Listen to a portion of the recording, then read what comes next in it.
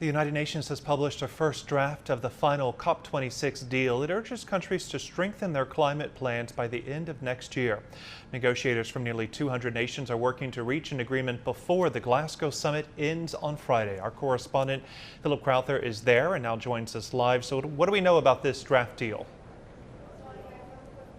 Well, we've got some first analysis in of this very short document that will now be worked on and hopefully published by the end of Friday. I spoke to one lead negotiator this morning as soon as that draft agreement was published. He actually told me that it was pretty ambitious and came in earlier than usual, but here's one view from Greenpeace that says that all this is a polite request to maybe, possibly do more next year. The environmental organization also saying very clearly that this agreement at this point is very low on specifics.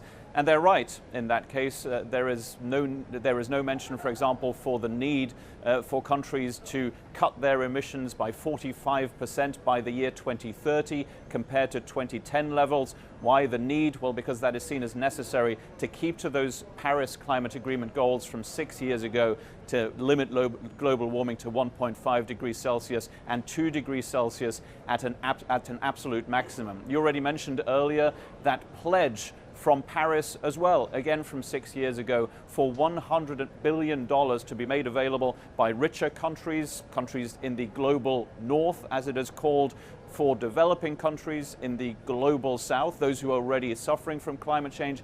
That amount of money, $100 billion, was supposed to be made available each year. That has not happened yet. It was supposed to be available by the year 2020. And there is certainly a mention of that being necessary and that number to be increased in the future, but again, no specifics there. Here's a very controversial part of that draft agreement. It calls on countries to have new climate targets ready by the year 2020, by next year, and then renew those every year from there on in. Whether that part will stay in this agreement will be discussed over the next few days, because I can tell you that the likes of China, Brazil, India, and maybe most notably Saudi Arabia will probably not be in agreement with that. Now, what this agreement does, generally, it reaffirms the Paris goals. You won't be surprised to hear, and that goal is to keep global warming, if possible, to 1.5 degrees Celsius. But the details of this agreement would simply not lead to that goal. So what we're going to see now over the next few days are negotiations. Negotiations on two fronts. First of all,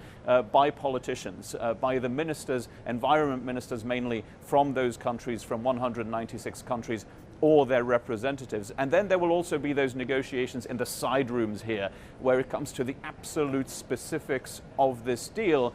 And then at least one head of government will also be here at the climate conference today.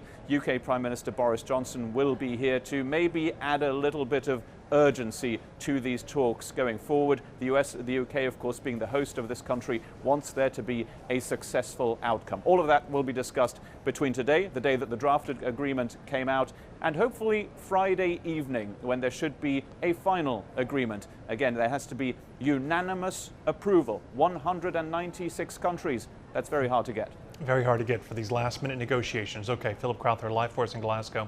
Thank you.